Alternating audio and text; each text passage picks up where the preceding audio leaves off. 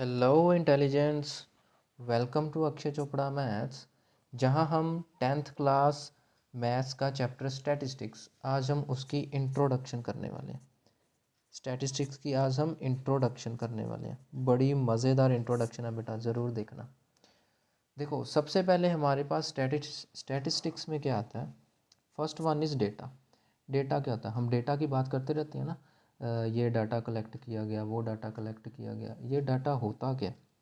तो basically data means the set of given facts in numerical figures. Numerical figures का मतलब होता है नंबर्स। नंबर्स की फॉर्म में जो डेटा दिया जाता है, ठीक है। फॉर एग्जांपल हम पॉपुलेशन की बात करें अगर, ठीक है, हम पॉपुलेशन की बात करें कि इस कंट्री की, मतलब कंट्री ए की कुछ एक्स पॉपुलेशन है ना। कंट्री बी की कुछ वाई पॉपुलेशन है, कंट्री सी की कुछ जेड पॉपुलेशन है। इस अकॉर्डिंग इसको बोलते हैं data which is in numerical यानी कि number form. Okay, now what is statistics? Basically the statistics is the science that deals with the collection, presentation, analysis and interpretation of this data. Data क्या होता है वो हमने अभी देख लिया। अब डेटा तो हमारे पास आ गया, ठीक है, डेटा तो हमारे पास आ गया। अच्छा, पॉपुलेशन छोड़ो, और डेटा की क्या एग्जांपल हो सकती है? आपकी क्लास है, ठीक है, आप 10th क्लास में हो, आप 9th क्लास में हो। मैं बोलूँ कि ए सेक्शन में नंबर ऑफ़ स्टूडेंट्स कितने हैं, बी सेक्शन में नंबर ऑफ़ स्टूडेंट्स कितने हैं, सी सेक्शन में नंबर ऑफ़ स्टूडेंट्स कितने हैं। तो हमारा ये एक डेटा हो गया ना, 10th क्लास के लिए एक डेटा हो गया कि नहीं। ए क्लास में 30 स्टूडेंट्स है, बी सेक्शन में 40 स्टूडेंट्स हैं, सी सेक्शन में 35 स्टूडेंट्स हैं। ओके ना। तो ये एक डेटा हो गया 10th क्लास का। अब क्या करना है बेटा, इस डेटे को कलेक्ट करना है। ये हमने डेटा कलेक्ट कर लिया with the help of survey. Data को कलेक्ट किया, फिर डेटा को प्रेजेंट करना है। कैसे प्रेजेंट करना है बेटा? टेबल की फॉर्म में, ठीक है, ग्राफ की फॉर्म में। कौन से ग्राफ है? आपके बार ग्राफ है, हिस्टोग्राम है, ठीक है, आप ये सब कुछ करते हो ना, ठीक है। इन फॉर्म में रिप्रेजेंट करना, that is the presentation of data. फिर है डेटा को एनालाइज करना, ठीक है। एनालाइज करने का मतलब क्या होता है? जांचना, परखना। एनालाइज का मतलब क्या हो गया? जांचना, डाटा को परखना और पूरा ध्यान लगाना कि वो डाटा हमें क्या चीज़ बताना चाह रहा है।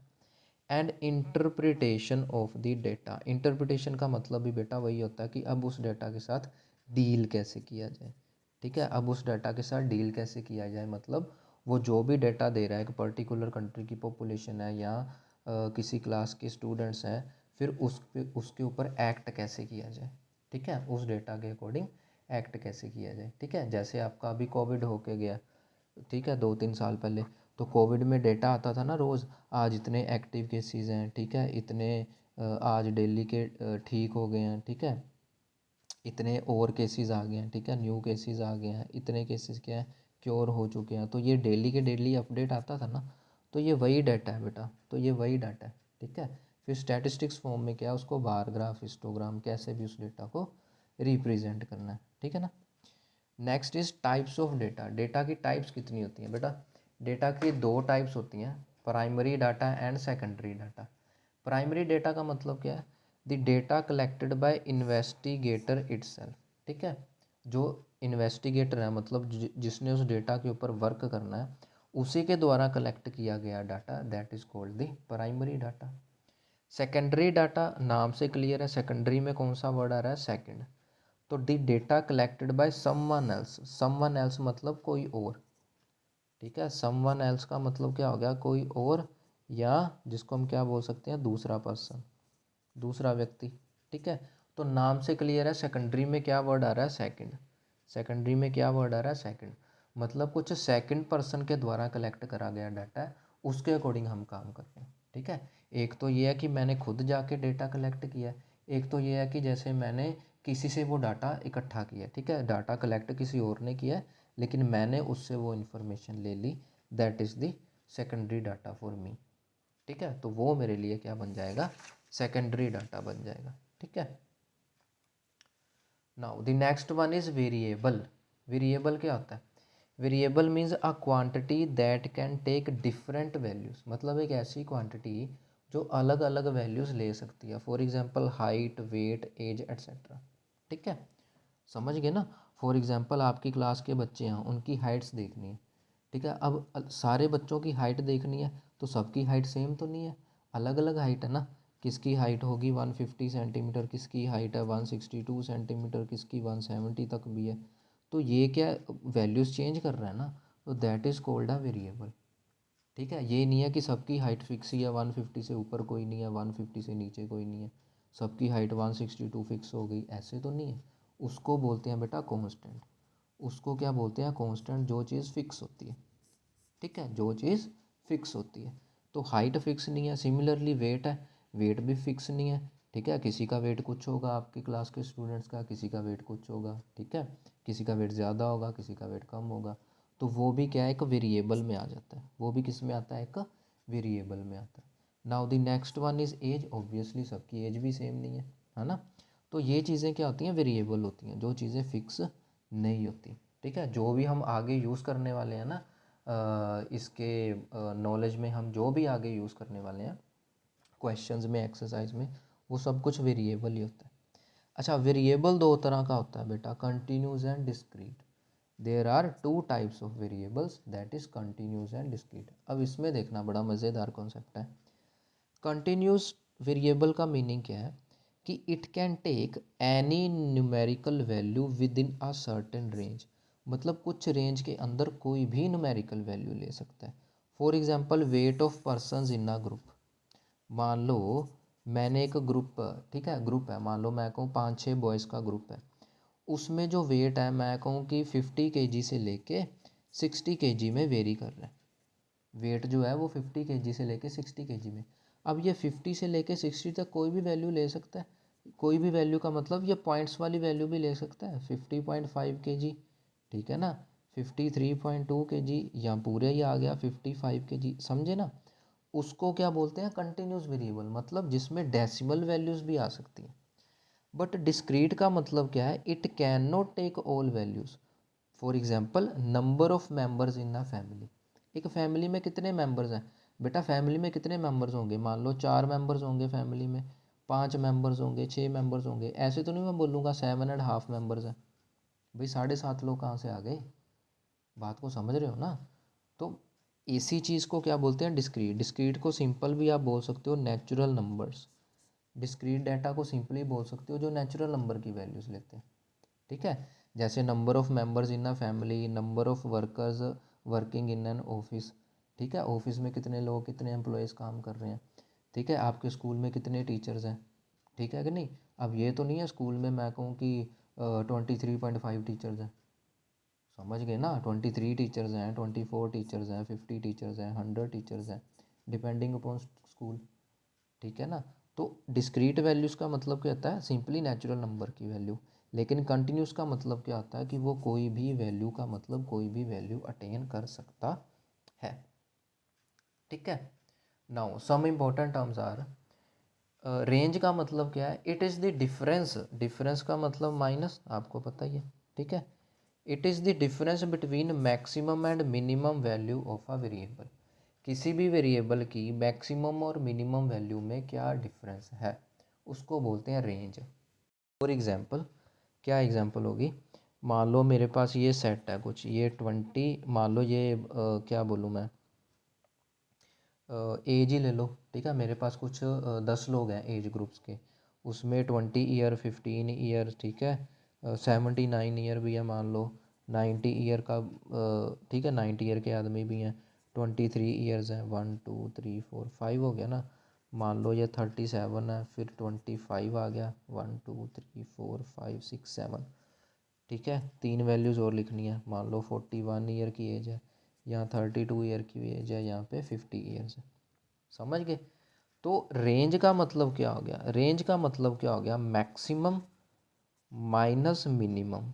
ठीक है, रेंज का मतलब क्या हो गया? मैक्स माइनस मिन। मैक्सिमम कितनी है यहाँ पे एज? मैक्सिमम कितनी है? 90 90 90, हाँ 90 है मैक्सिमम। और मिनिमम एज है 20, 15 15 15 15 15 एज मैक्सिमम मिनिमम है। तो इनको डिफरेंस करेंगे तो कितना आंसर आ गया? 75। ये क्या है? मेरी रेंज है। ठीक है, बात को समझे। इसको बोलते हैं रेंज। की जो भी आपके पास डेटा गिवन है उसकी मैक्सिमम वैल्यू माइनस उसकी minimum value, that is the range of the data या रेंज ऑफ द वेरिएबल, जो भी आपको अच्छा लगे। ठीक है, अब देखना ध्यान से प्रेजेंटेशन ऑफ डेटा, डेटा को प्रेजेंट कैसे करना है। बस ख़त्म होने वाली है वीडियो, ठीक है। वीडियो अच्छी लगे तो प्लीज़ कमेंट सेक्शन में ज़रूर बताना, और कोई कमी पेशी लगे तो भी बताना, ठीक है। देखो ध्यान से, प्रेजेंटेशन ऑफ डेटा मतलब डेटा को प्रेजेंट कैसे करते हैं।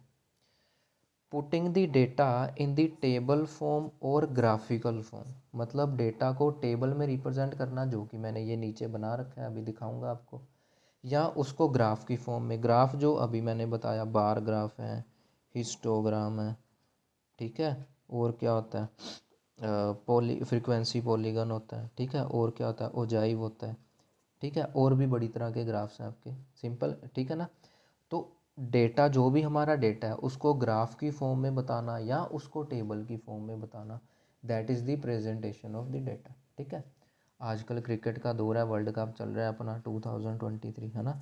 उसमें जो भी आपका मैच होता है, तो मैच में एक डेटा बना होता है ना, एक टीम बैटिंग कर रही है, एक बॉलिंग कर रही है, तो दोनों को हम कंपेयर करते हैं। बैटिंग वाली टीम का ग्राफ ऐसे जा रहा है, जो बॉलिंग वाली टीम है फिर उसका ग्राफ ऐसे करके कुछ जा रहा है, तो ये दोनों में कंपैरिजन होता है ना, मतलब जो दोनों का डेटा है, ठीक है, उसका कंपैरिजन हो रहा है कि नहीं। तो उस डेटा को ये ग्राफिकल फॉर्म में रिप्रेजेंट कर रहे हैं या फिर ये टेबुलर फॉर्म में रिप्रेजेंट कर रहे हैं, इसको क्या बोलते हैं, प्रेजेंटेशन ऑफ डेटा, मतलब डेटा को हम कैसे प्रेजेंट कर रहे हैं लोगों के सामने, ठीक है। Now the next one is frequency. Frequency का मतलब क्या था बेटा, number of times an observation occur, एक ऑब्जर्वेशन है वो कितनी बार आ रही है, मैं यहाँ से समझाता हूँ, उसको बोलते हैं फ्रीक्वेंसी, ठीक है। फ्रीक्वेंसी डिस्ट्रीब्यूशन, ये रहा frequency distribution, it is the tabular arrangement of the data, कि ये जो भी मेरे पास डेटा गिवन है उसको मैंने टेबल की फॉर्म में रिप्रेजेंट कर दिया, इसको क्या बोलते हैं, फ्रीक्वेंसी डिस्ट्रीब्यूशन, ठीक है। इसको क्या बोलते हैं, फ्रीक्वेंसी डिस्ट्रीब्यूशन बोलते हैं इसको, डिस्ट्रीब्यूशन, ठीक है। और इसको क्या बोलते हैं बेटा, फ्रीक्वेंसी टेबल बोल देते हैं, और इसको क्या बोल देते हैं, डिस्ट्रीब्यूशन टेबल बोल देते हैं, ठीक है। और इसको क्या बोल देते हैं, फ्रीक्वेंसी डिस्ट्रीब्यूशन टेबल, ठीक है। ये सारा नाम भी हो जाता है इसका, ये फर्स्ट है, ये सेकंड, ये थर्ड और ये फोर्थ, चार नाम है इसके, ठीक है। नाउ अब देखो आगे, इसको टेबुलर फॉर्म में कैसे रिप्रेजेंट करना है बेटा, ये रहा।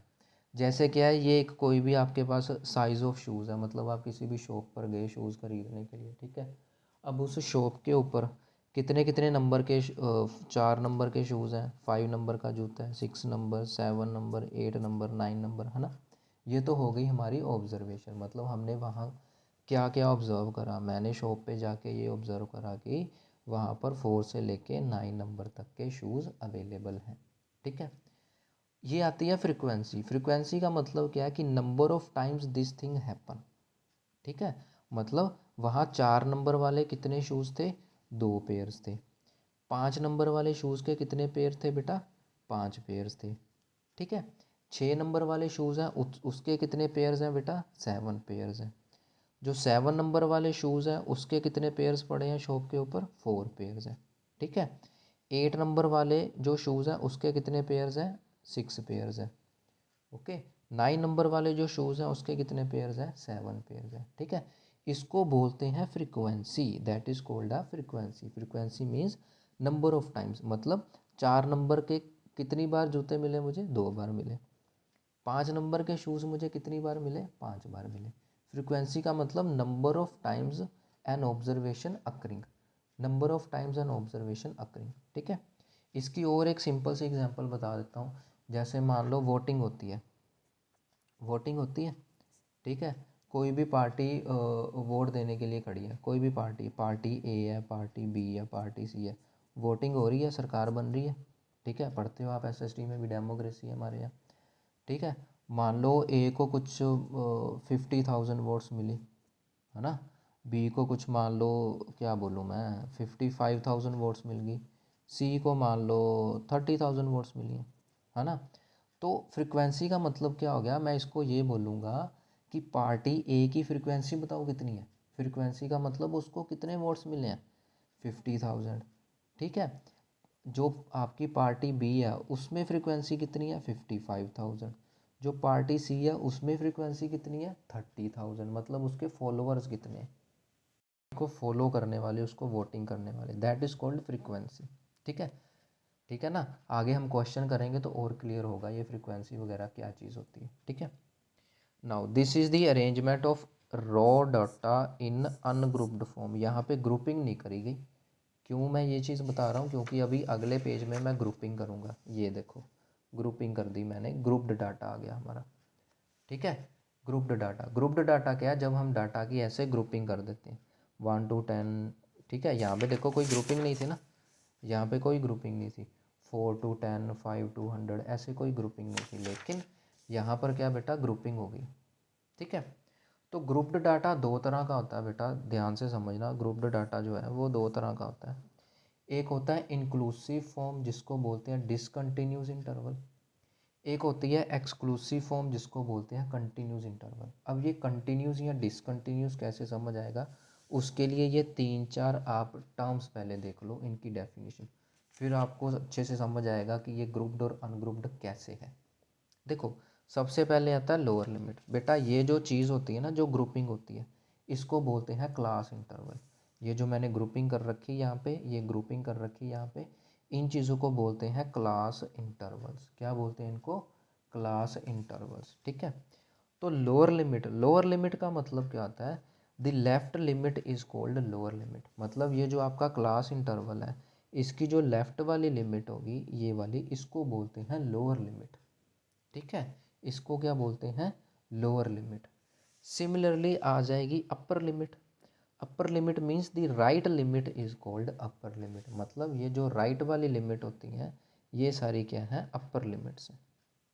ठीक है, ये सारी क्या डिनोट कर रही हैं, लोअर लिमिट्स एल एल, ये सारी क्या डिनोट कर रही हैं, अपर लिमिट्स यू एल। बात को समझे। ठीक है, next one is class size. Class size का मतलब क्या होता है बेटा, difference between upper limit and lower limit of class interval. ठीक है, चलो इसको बाद में बताता हूँ, सबसे पहले लोअर और अपर क्लियर है ना, बिल्कुल। ठीक है, तो लोअर लिमिट का मतलब क्या, लेफ्ट लिमिट, अपर लिमिट का मतलब राइट लिमिट। अब तुमको जब ये दो डेफिनेशन क्लियर होगी, अब तुमको समझ आ जाएगा कि ये इंक्लूसिव और एक्सक्लूसिव फॉर्म क्या होती है। ठीक है, देखो इंक्लूसिव फॉर्म क्या है बेटा, इनक्लूसिव फॉर्म का मतलब है डिसकंटिन्यूस इंटरवल्स, मतलब इंटरवल्स में कंटिन्यूटी नहीं है। यहाँ पर क्या है, इंटरवल्स में कंटिन्यूटी है। कैसे, कि जैसे मान लो ये है, एक स्टेटमेंट ले ली कि ये मैं मार्क्स कैलकुलेट कर रहा हूँ बच्चों के। ठीक है, मैंने कोई टेस्ट लिया, 50 मार्क्स का टेस्ट लिया, 50 मार्क्स का एग्ज़ाम हुआ। ठीक है, जैसे आपके हाउस टेस्ट होते हैं, यूनिट टेस्ट होते हैं, पीटी एग्ज़ाम्स होते हैं, या पीए पीरियोडिक असेसमेंट एग्ज़ाम, जो भी अलग अलग स्कूल में इसको बोला जाता है। ठीक है ना, हाउस टेस्ट भी बोलते हैं कहीं।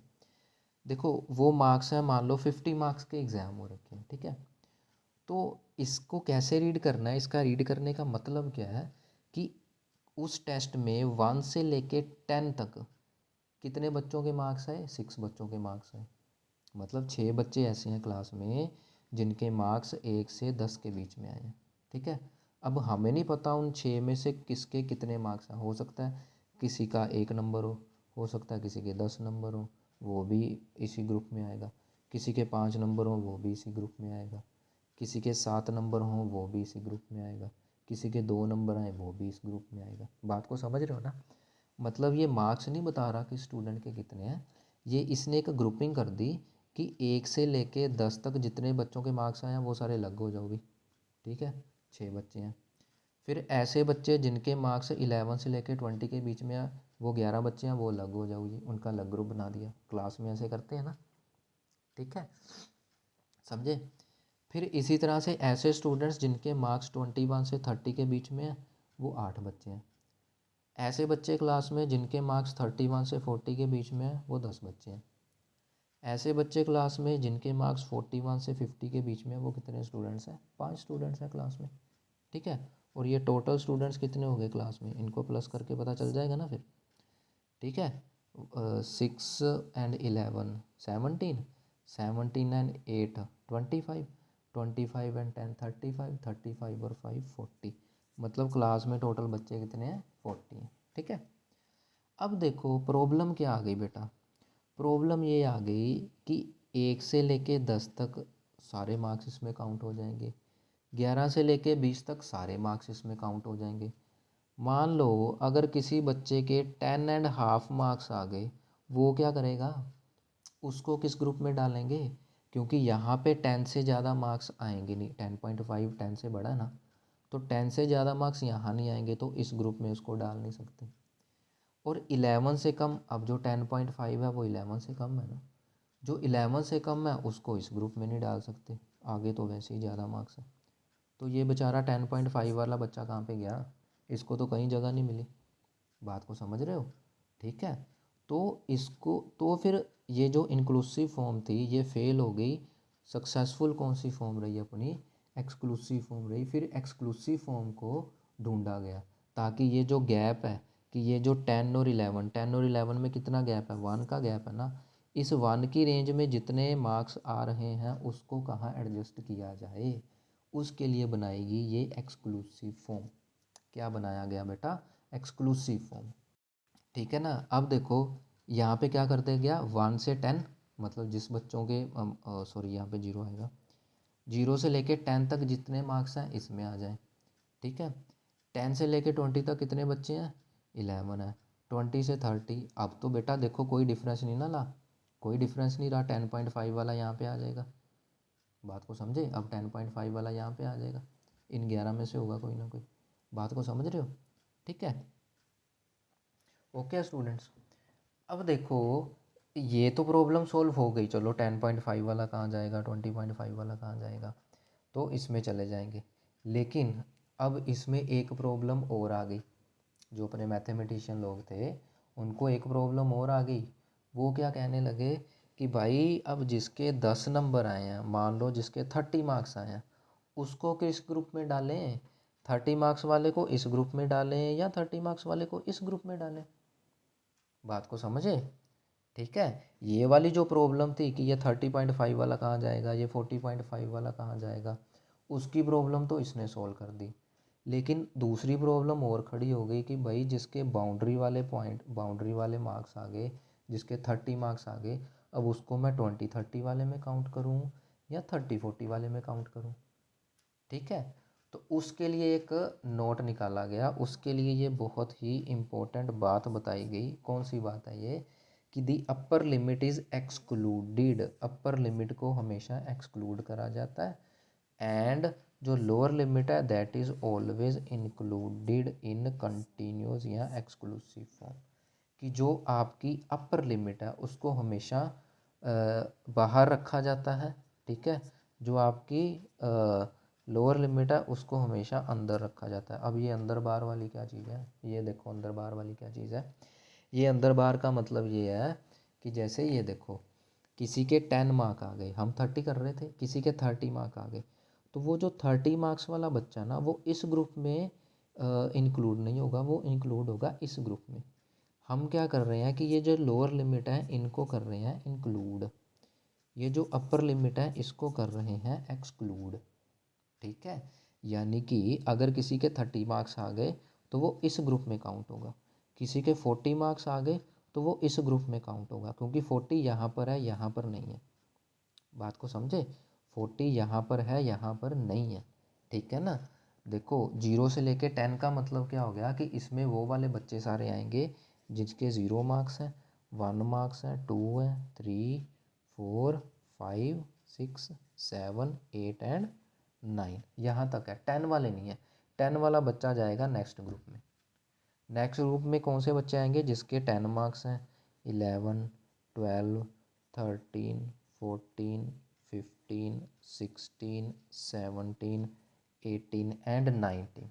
20 वाला बच्चा इस ग्रुप में नहीं आएगा, 20 वाला बच्चा नेक्स्ट ग्रुप में जाएगा। मतलब कि ये जो लोअर लिमिट है, ये हमने लोअर लिमिट बोली थी ना, लोअर लिमिट को हमने इंक्लूड करना है, अपर लिमिट को इंक्लूड नहीं करना है।